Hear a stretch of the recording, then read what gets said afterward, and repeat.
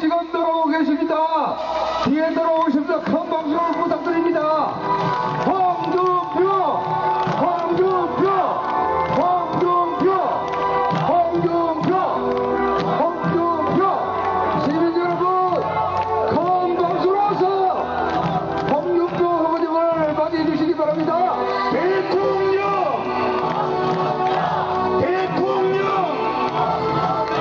정주 시민 여러분, 당당한 서민 대통령 되겠습니다. 민심을 모아주십시오. 바람을 모아주십시오. 홍준표 후보 여러분들과 함께하고 있습니다. 대통령,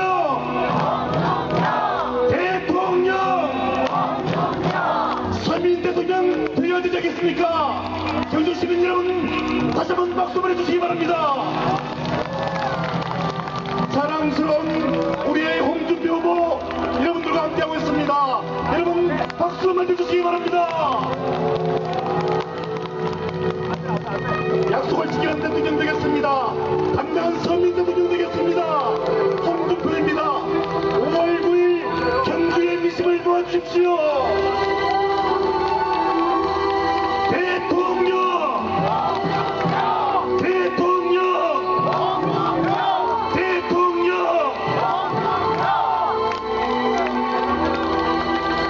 존경하는 경주 시민 여러분, 사랑스러운 기호이번 홍준표 후보 박수 보내주십시오. 대통령,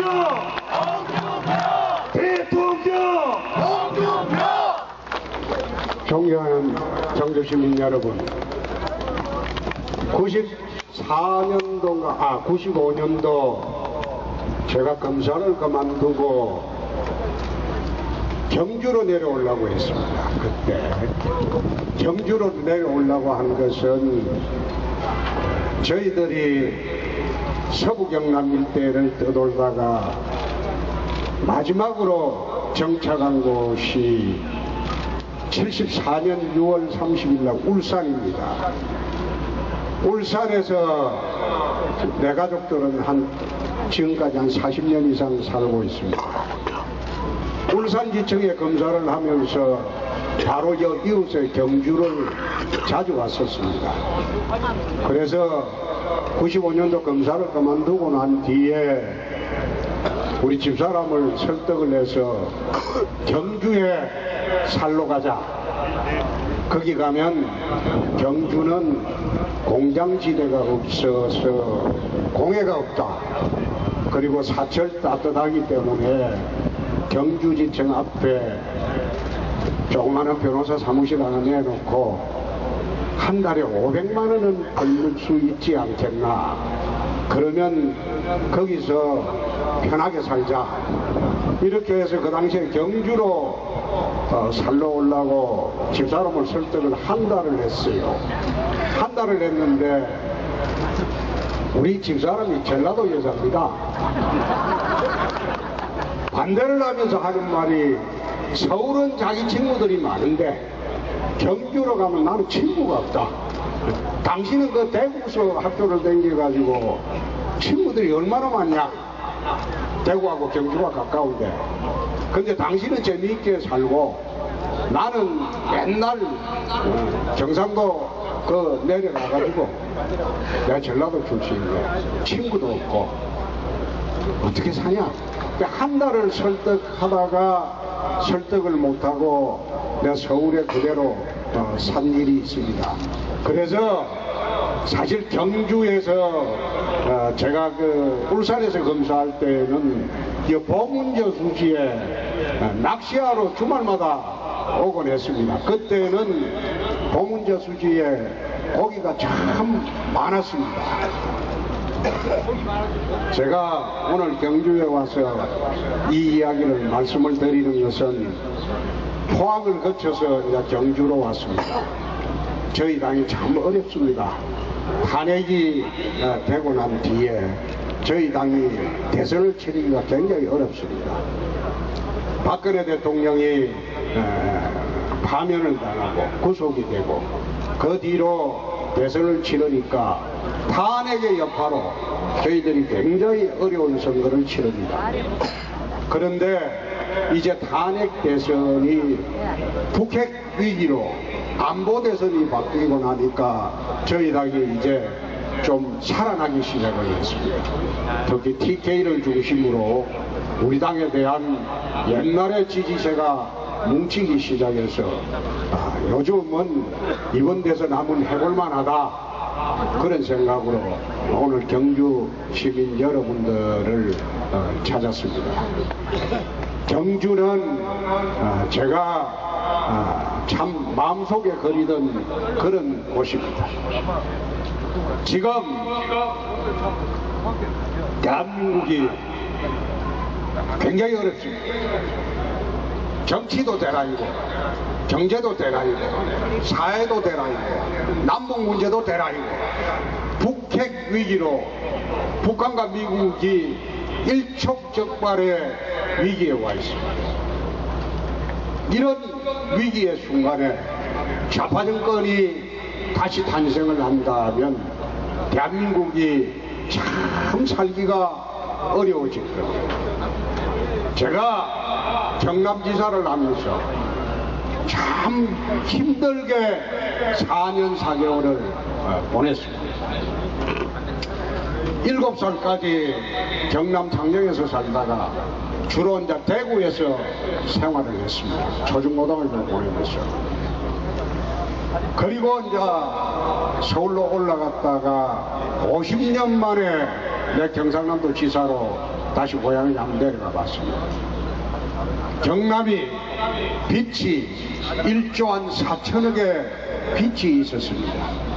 그리고 청렴도가 전국의 꼴찌였습니다. 지난 3년 6개월 동안 작년 5월 31일자로 1조 4천억에 이르던 경남의 빚을 다 갚았습니다. 채무가 제로가 되었습니다. 대통령! 대통령! 광역단체가 빚이 제로가 된 것은 지금 민선 출발하고 처음입니다. 빚이 제로가 되니까 하루에 이자가 1억 이상씩 나가던 그 돈을 400억 가까운 돈은 서민복지로 다 돌려놨습니다. 가난하고 힘들고 못 살고 어려운 사람들한테 복지기금으로 다 돌렸습니다. 홍준표! 홍준표! 서민복지제도를 경상남도만 유일하게 시행을 하고 있습니다. 서민의 어려운 집의 자식들은 우리 경상남도가 공부를 시켜줍니다. 학습 교재비 다 대주고 그렇게 해서 어려운 지방의 서민 자식들만 공부를 시켜줍니다. 초중고등학교 때 1년에 학습 교재비하고 다 대주고 대학 들어가면 1인당 300만원씩 170명을 공부 잘하는 서민 학생만 선발해서 장학금을 줍니다. 대학 들어가면 경상남도에 있는 서민 자녀들은 공부 열심히 해서 대학 가면 지금 강남에 금년 10월 되면 기숙사가 준공이 됩니다. 아마 영남 자치단체 중에 처음으로 우리가 기숙사를 강남에 짓습니다. 한 400명을 수용을 합니다.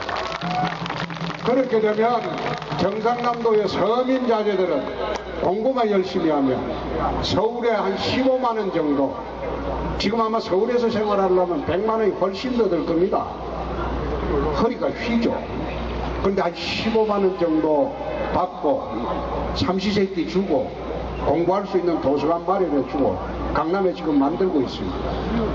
내 고향에 있으면서 빚 다 갚아주고 어렵고 힘든 사람들 서민들과 도와주고 그리고 청렴도 만년 꼴찌하던 거 지금 경상남도가 압도적으로 전국 1등입니다. 가장 깨끗한 도정입니다.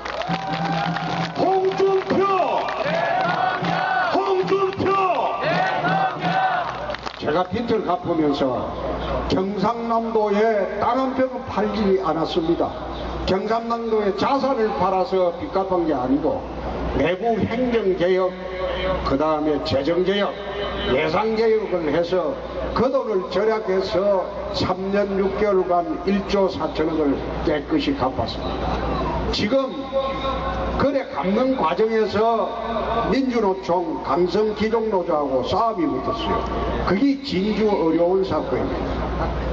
진주 어려운을 더 해놓으니까 지난 14년 동안 일은 안 하고 어려운에서 도민 세금을 축내면서 걸핏하면 스트라이크하고 서울에 민주노총 있으면 전의대로 올라가서 스트라이크하고 도대체 병원에 손님이 없어요. 그래 하다 보니까 1년에 적자가 수십억씩 나요. 이제 2년만 더 있으면 자본 잠식 상태 가가지고 병원을 해산을 됩니다.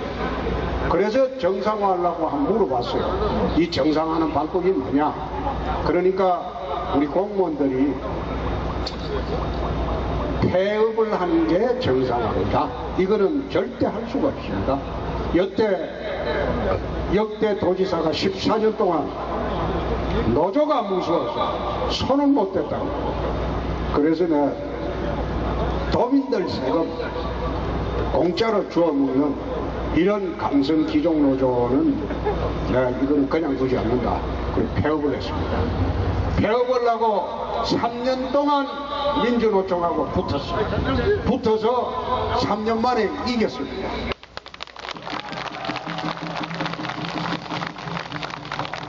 이 나라를 가장 어렵게 하고 힘들게 하는 3대 세력들이 있습니다. 그 첫째가 종북 세력입니다. 두 번째가 강성기족 노조입니다. 세 번째가 정조조입니다.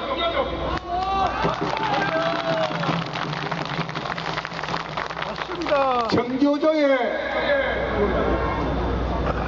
친북사상 좌파 이념 교육으로 대한민국의 종북 세력들이 이젠 공공연히 날뛰기 시작했습니다. 더 이상 놔두면 대한민국 전체가 어려운 사회입니다. 이걸 척결해야 됩니다. 그리고 강성기종노조 문제, 이것은 대한민국 젊은이들의 일자리를 빼앗는 가장 핵심적인 원흉입니다. 그래서 왜 강성기종노조가 대한민국 젊은이들의 일자리를 빼앗느냐? 우리나라 기업들, 특히 대기업이나 그런 기업들이 투자를 하지 않습니다. 사내 유보금은 회사에 수백조를 쌓아놓고도 투자를 하지 않습니다. 투자는 어느 쪽에 하느냐? 해외야, 해외. 우리나라가 아니고 해외 투자가. 지금 어느 우리나라 대기업 중에서 보면 해외 생산이 6을 하면 국내에는 4밖에 하지 않습니다. 해외 생산을 계속 노리는 것은 노조 때문에 국내에 정산을 하고 투자를 하지 않습니다. 그러니까 젊은이들 일자리가 국내에 점점 줄어듭니다. 내가 대기업 경남지사를 할 때 어느 자동차 회사에 50만 대 정산 계획이 있다. 그래서 내가 자동차에서 제의를 했습니다.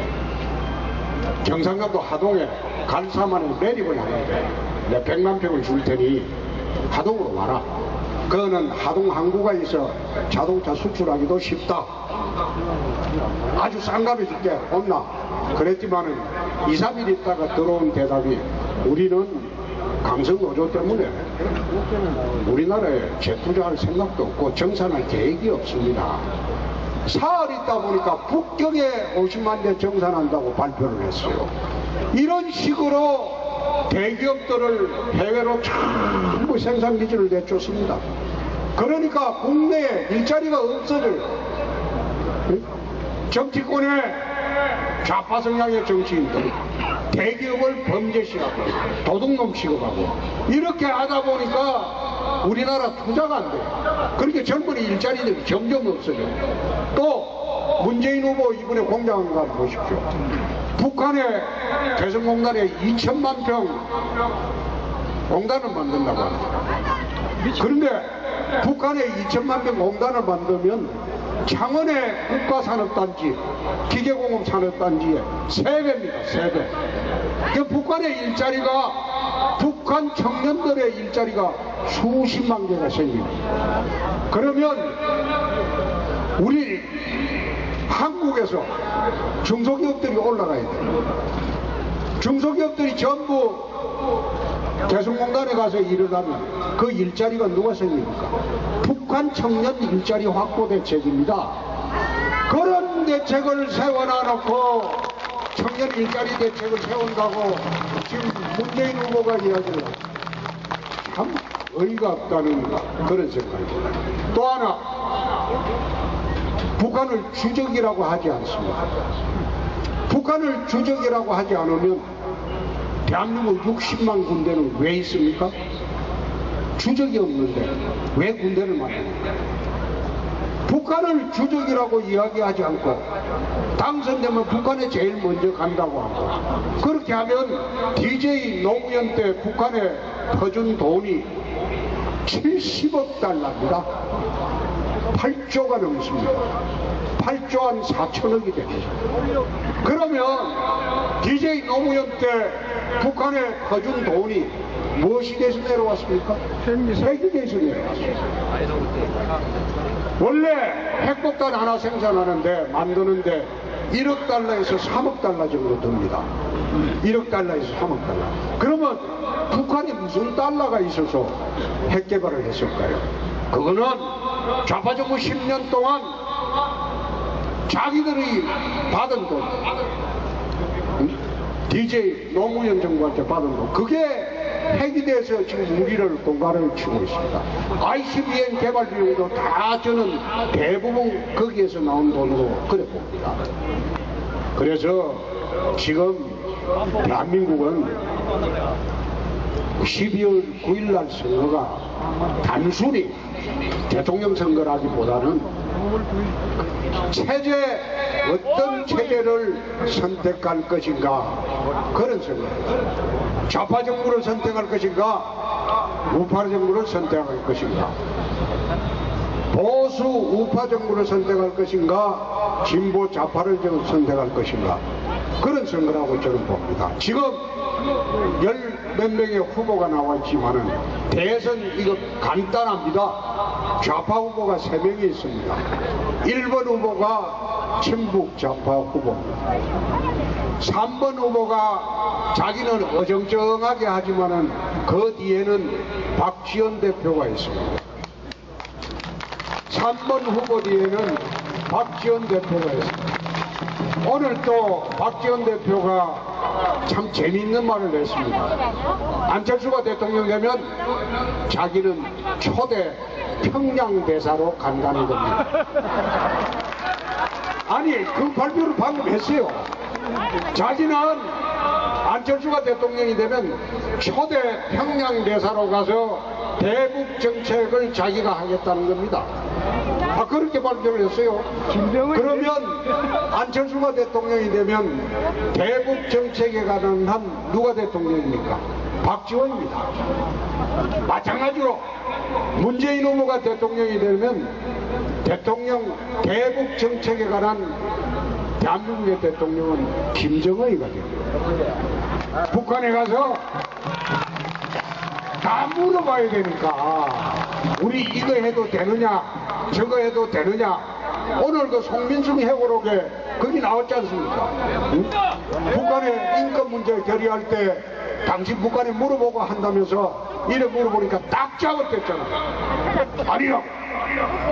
그런데 오늘 송민순 씨가 내가 그 KBS 토론을 할 때 안 물어봤어요. 그래 자꾸 다투지 말고 청와대에 기록이 있을 것이다.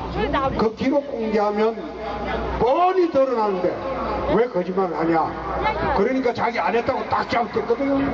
그런데 오늘 송민순 그 당시 외교부 장관이 서류를 내놨어요. 청와대 서류. 그때 물어보고 했다고.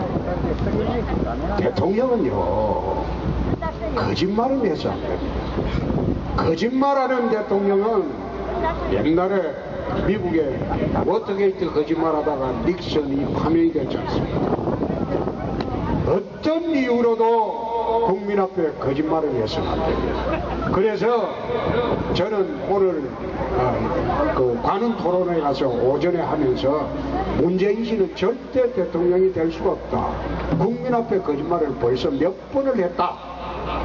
또 한 번 노무현 대통령이 640만 원 뇌물 받을 때 박연차 씨한테 돈 달라고 전화하고 뇌물을 받았거든요. 받았는데 지난번 SBS 토론 때 절대 받은 일이 없다고 딱 잡았댔어요. 그 대자구 추적까지 됐는데 그래 잡았답니까? 받은 사람이 없다. 만약 없다면 당신 책임질 거냐? 나보고 거꾸로 협박을 했어요. 그래서 내가 그런 이야기를 했습니다. 그래, 내가 받은 일이 없다면 노무현 대통령이 왜 죽었겠냐? 받은 일이 있으니까 그거 피하려고 극단적인 선택을 한 거 아니냐? 맞습니다. 맞고요. 그런 이야기를 하면서 만약 문 후보 말대로 노무현 대통령이 640만 달러 받은 일이 없다면 내가 후보 사퇴하겠다. 받은 일이 있다면 당신 어떻게 할 거냐? 거기 대답을 안 해요. 사퇴해야지. 대답을 안 해요. 그것도 거짓말. 그런 식으로 거짓말하는 사람은 저는 대한민국 대통령이 될 수 없다고 생각합니다. 그렇지 않습니까? 홍 찍자! 홍 찍자! 홍 찍자! 북한을 추적이라고 말하지도 마땅한 사람이 과연 국군 통수권자가 될 자격이 있습니까? 없습니다. 그거는요, 대통령은 무엇보다도 강당과 결기가 있어요. 5천만 국민의 생명과 재산을 책임지는 사람인데 강당과 결기 없는 사람이 어떻게 대한민국 대통령이 됩니까? 홍준표! 홍준표! 내가 안철수 후보 항상 이야기 한 번 더 할게요. 그분 내한테 가만히 보니까 포스터를, 선거 포스터를 합성을 했어요. 얼굴을 합성을 해가지고 목 위는 안철수인데 그럼 몸통은 내 박지원이냐? 그 사진이 합성 사진이 됩니다. 내 TV 토론때 한번 물어봤어요. 그 합성했다는데 맞습니까? 이래 물으니까 하는 말이 참 걸작입니다. 그건 디자이너가 알아서 하는 거고 나는 모르니까 나는 디자이너한테 다 맡겼다고 그래요. 제 정치 22년 했습니다. 어떻게 선거 포스터를 합성을 합니까? 이게 선거법을 보면요, 포스터 합성은 선거법 위반이에요. 근데 본인은 그거 잘 모를 거예요. 모르는데 선거법 위반이기에 앞서서 내가 가볍게 한번 질문을 해보자. 포스터 합성했는데 목 위로는 안철수가 맞는데 몸통은 누구냐? 그래 물어보니까 내가 가만히 생각해보니까 자기는 자기가 맞대요. 근데 맞는데 왜 합성을 했느냐? 그러니까 디자이너가 그랬대요. 그래서 내가 차 타고 오면서 가만히 그 한밤중에 TV 토론 끝나고 돌아오면서 생각하니까 몸통은 아마 박지원이 같다 이런 생각. 맞습니다. 또 하나 물어보겠습니다. 국민의당 안철수 후보 그 당 자세히 한번 보십시오. 포스터에 국민의당이라는 이름이 없습니다. 포스터에 없어요. 왜 국민의당의 이름을 없앴을까요? 그거는 박지원 당이기 때문에 그거 표시하면 영남지방이나 보수 세력들의 표가 오지 않습니다. 그러니까 국민의당이란 세상에 무소속도 아닌데 자기 당 이름 표기가 없어요. 그런데 그것도 내가 물어봤어요. 왜 이름이 없느냐? 이래 물으니까 나이키에 나이키라고 쓰냐? 그냥 작기만 그리고만 가요. 그래서 내 포스터 자세히 보니까 그 이상한 거 하나 뭐 산장가 뭐 이상한 거 하나 그려놨습니다. 잘 보이지도 않게. 근데 국민의당이라는 게 없어요. 그만큼 당 이름을 숨기고 싶은 겁니다. 국민의당 그리고 민주당은 좌파 1, 2중대입니다. 그 둘 다 호남정당입니다. 국민의당도 지역구 23명이 호남이고 2명만 수도권입니다. 나머지는 전부 호남 출신들만 국회의원들이 있습니다. 그러니까 호남 1중대가 민주당이고 호남 2중대가 국민의당이고 그 당은 누가 대통령이 되더라도 한 사람이 나오면 무조건 합칩니다. 1번이 돼도 합치고 3번이 돼도 합칩니다. 결국은 후보가 하나입니다. 후보가 하나입니다. 그래서 제가 말씀드리는 것은 이제는 오락가락하고 사드 배치도 한다 안 한다 이 한다고 말은 해놨는데 하면 만약 한다고 당론은 안 바꿨어요. 한다고 하면 호남에서 표가 쭉 빠집니다. 또 안 한다고 이래 말을 할 수가 없어요. 한다고 말을 해놨으니까. 사드 배치 찬성을 국민의 70%가 하니까 할 수 없이 한다고 했는데 아직 당론도 안 바꿨어요. 하게 되면 호남에서 표가 다 빠집니다. 그거는 그대로 선거권 끝날 때까지 갈 거예요. 문재인 후보도 사드 배치 검토하겠다고 해놓고 지금 말도 안 해요. 선거 끝날 때까지. 그래서 이제는 1, 3번은 같은 당이고 그 당에 현혹돼서는 저는 안 된다는 생각입니다. 우리 홍준표! 홍준표! 이번 선거 간단합니다. 좌파가 3사람 나왔습니다.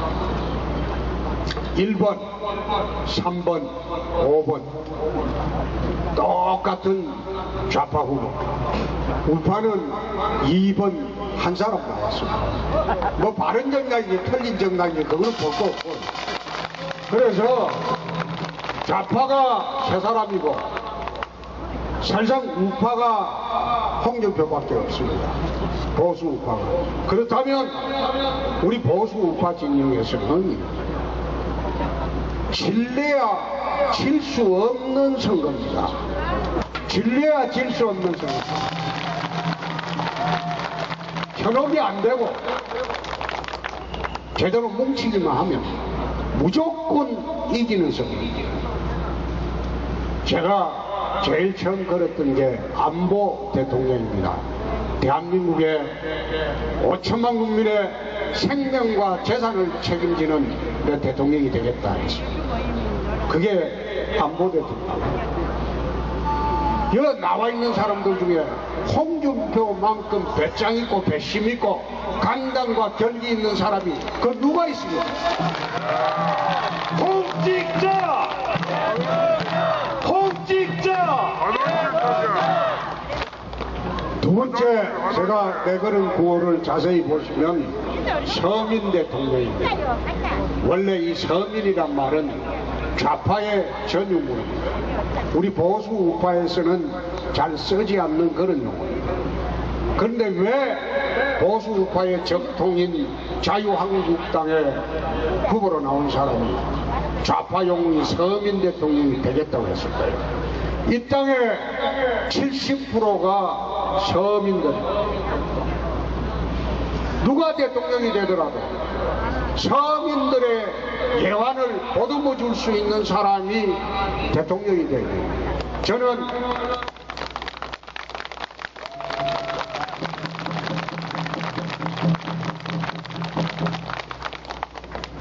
돌아가신 저희 아버님이 울산 현대조선소에 임시직 경비원을 했습니다. 75년도 돌아가셨는데 74년도까지 울산 현대조선소에 임시직 경비원을 했습니다. 일당 800원을 받았습니다. 우리 가족이, 우리 여동생과 누나들은 공장에 다니고 저 혼자 서울 올라가서 고학을 했습니다. 저희 아버님은 무학입니다. 학교를 다녀본 일이 없습니다. 저희 어머님은 문맹입니다. 옛날 말로 하면 까막눈입니다. 글은 몰라요. 그래서 대구에서 자취를 할 때 시골에서 어머님이 올라오시면 내가 꼭 시내 나갈 때 손바닥에 볼펜으로 버스 번호를 적어줍니다. 엄마 어디 가거든 돌아올 때 이 버스 번호 보고 돌아오고. 그런데 일당 800원 받던 경비원의 자식, 까막눈에 엄마를 둔 사람도 저는 평생 이 나이 되도록까지 이 세상에서 가장 존경하는 인물을 꼽아나가면 내 어머니를 꼽습니다. 홍준표! 저는 내 어머니처럼 착하고 헌신적이고 자식들을 위해서 자기가 배를 굶으면서도 자식들에게 먹이려고 하고 어떻게 해서라도 굶으면서라도 공부시켜주려고 하고 그런 착한 어머니들이 대한민국의 내 어머니들이라고 그렇게 생각을 합니다. 저는 부모님으로부터 단돈 1원도 유산을 받은 일이 없습니다. 저희 아버님은 75년도 돌아가셨고 저희 어머님은 96년도 돌아가셨어요. 돌아가시면서 제가 검사를 할 때는 모시고 올라가려고 했는데 서울 와서 이틀만 있으면 아파트가 답답하다고 울산으로 도로 내려가곤 했습니다. 울산에 달새집을 살면서 우리 누나들, 조카들 키우느라고 그렇게 살았어요. 저는 이수신 장군도, 세종대왕도, 김구 선생도 내 인생의 멘토는 아닙니다. 나는 내 어머니가 인생의 멘토입니다. 홍준표! 홍준표! 무지정이처럼 살았습니다. 옛날 같으면 평민도 아니고 천민 출신. 이 무지렁이처럼 살은 천민 출신도 대한민국이 대통령이 될 수 있는 게 바로 민주주의가 아니겠습니까, 여러분? 대통령! 홍준표! 대통령! 홍준표! 제가 대통령에 나온 것은 정말 탄핵으로 나라가 위태롭고 좌파로 넘어갈 거거든요. 그래서 경남지사 그만두고 이 나라 한번 바로 잡아보자 그렇게 생각하고 대통령을 나왔습니다. 제가 여러분 이번에 보셨지 않습니까? 대통령의 자리가 옛날처럼 권력 누리고 돈 모으고 그런 자리가 아니라는 것입니다.